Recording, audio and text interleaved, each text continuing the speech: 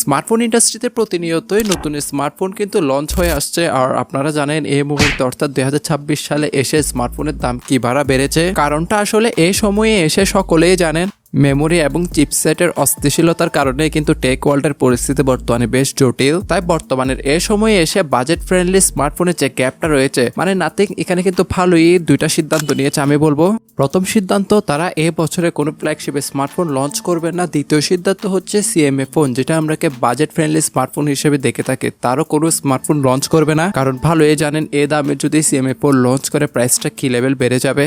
তাদের এই সিদ্ধান্তের জন্য তাদেরকে আসলে থামস আপ দেওয়া যায়, তবে তাই বলে তো তারা আর বসে থাকতে পারবে না। আর এই টাইমলাইনের শিকার হয়ে কিন্তু একদম নীরবে লঞ্চ করে দিল তাদের নাথিং ফোন 4B।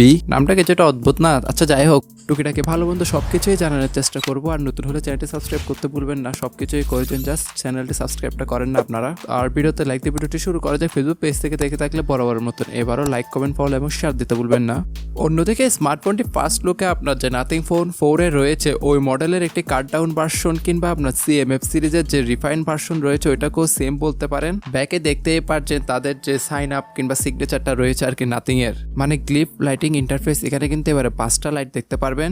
তাই বলা যায় প্রিভিয়াসলি থেকে এবারে স্ট্রিপ লাইটের সংখ্যাটা তারা কিছুটা কমিয়ে এনেছে। সম্পূর্ণ বডিটি প্লাস্টিকের ইউনিবডি ফ্রেমে তৈরি, যা 8.6 মিলিমিটার থিকনেস আর 210 গ্রাম ওজনের সাথেই আছে। সাথে সেকেন্ডারি স্পিকার থেকে শুরু করে সেকেন্ডারি নয়েজ ক্যান্সেলেশন মাইক সবই প্রোভাইড করেছে উইথাউট হেডফোন জ্যাক।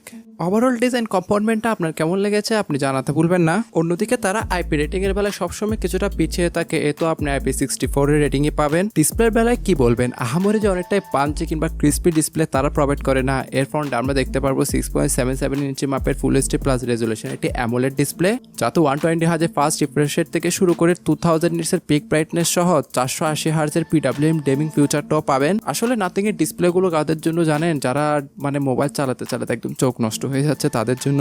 মানে নাথিং এর ডিসপ্লে কালার ক্যালিব্রেশনটা খুব একটা আবার পাঞ্চিও না, খুব একটা আবার ভিভিড টাইপেরও না, তারা তাদের মতনই কিন্তু রিপ্রেজেন্ট করে, যেটা চোখের জন্য আসলে বেশ আরামদায়কও বলে যে হ্যাঁ কিছুটা যারা ক্রিস্পি ডিসপ্লে পছন্দ করে তাদের জন্য কিছুটা মরা মনে হবে। ডিসপ্লের ওভারঅল সাইড এবং টপ বেজেল ঠিক থাকলেও লোয়ার চেইনটা কিছুটা মোটা লাগতে পারে। এই প্রাইস সেগমেন্টের প্রাইসটা আমি সামনেই বলছি, কিছুটা ওয়েট করুন। পারফরমেন্স বিচারা আনার আগে তার প্ল্যাটফর্ম কিংবা ওএস সেকশন নিয়ে কিছুটা কথা বলতে চাই। আউট অফ দ্য বক্স আপনার মেজর 3 বছরের আপডেট দেওয়া হয়েছে, আর 6 বছরে কিন্তু সিকিউরিটি প্যাচ লেভেলের আপডেটটা দিয়ে দিবে। বর্তমানে অ্যান্ড্রয়েড 16 আর তাদের নাথিং ওএস 4.1 এর সাথেই আছে। আর নাথিং ইউজাররা জানেনি কিংবা যারা জানেন না তারাও শুনে নেন, একদম ক্লিন স্টক ইউআই এর মতন একটা ফিল পেয়ে যাবেন, যেমনটা আমরা স্যামসাং এ দেখে থাকি। অন্যদিকে তার ইউআই তে প্রায় সব জিনিসই কিন্তু আপনি নিজের মতন করে কাস্টমাইজ করতে পারবেন। সাথে আপনাকে মেন্টালিও ফিট থাকতে হবে। নাথিং কিন্তু তাদের প্রবলেমগুলো আপডেটের মাধ্যমে ঠিক করে দেয়, বাট তারা প্রবলেমও কিন্তু ক্রিয়েট করে ফেলে।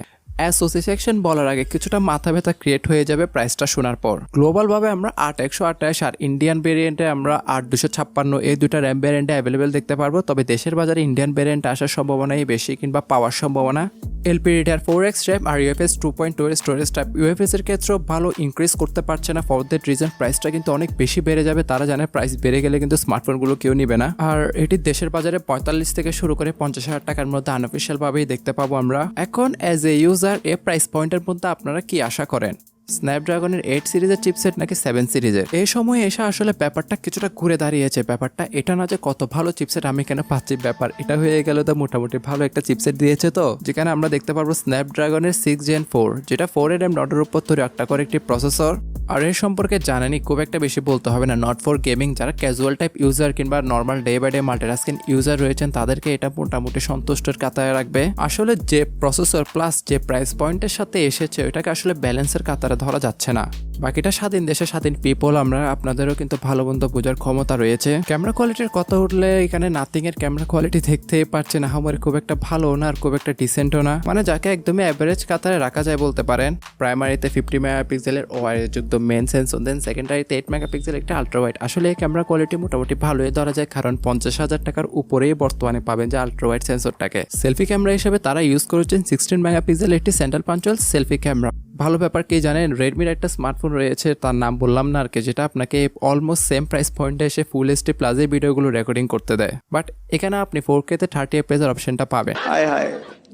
इतना सुकून। অন্যদিকে তার ব্যাটারি ব্যাকআপটাও মোটামুটি ভালো পাচ্ছিলাম, যেহেতু ডিসপ্লে প্লাস প্রসেসর দুটোটাই কিন্তু যথেষ্ট পাওয়ার হাংরি নয় বিদায়। ইন্টারন্যাশনাল ভেরিয়েন্টের ক্ষেত্রে আপনি 5200 mAh এর ব্যাটারি দেখতে পারবেন, দেন ইন্ডিয়ানের ক্ষেত্রে 6000 mAh এর ব্যাটারি দেখতে পারবেন সিলিকনের। আর 33 ওয়াটের ফাস্ট চার্জিং ব্রিকটা আপনাকে সেপারেটলি বাই করতে হবে, যেটা আপনার 7.5 ওয়াটের রিভার্স ওয়ার্ড চার্জিংকেও কিন্তু সমর্থন করে। অল ওভার এটাই ছিল নাথিং নিয়ে টুকিটাকি। আমি বলবো স্মার্টফোনটা আসলে একটা আদর্শ চয়েস হতো যদি আন্ডার 30K এর মধ্যে পাওয়া যেত। আর প্রাইস কমার তো আশা করতে পারবো না, কিংবা যারা স্মার্টফোন বিশেষজ্ঞ রয়েছে আপনারা স্মার্টফোন নিয়ে মিনস গবেষণা করেন, তাহলে ভিডিওটা অবশ্যই তাদেরকে শেয়ার দিয়ে জানাতে পারেন যে আসলে কি স্মার্টফোনগুলোর প্রাইস সামনে আরো বাড়বে নাকি কমতে যাচ্ছে। এখন সর্বশেষ 45 কিংবা 50,000 টাকার মধ্যে স্মার্টফোনটা আপনার কেমন লেগেছে? স্বাধীন দেশের আপনারা স্বাধীন নাগরিক, ভালো মন্দ সবকিছু বোঝার ক্ষমতা অবশ্যই আপনাদের রয়েছে, বাকিটা আপনাদের উপর ডিপেন্ড করে। বর্তমানে স্মার্টফোনটি আপনি যমুনা ফিউচার পার্ক অথবা বসুন্ধরা সিটি ইত্যাদি বড় বড় মলে চেক আউট করতে পারেন, সেখানে পেলেও পেতে পারেন।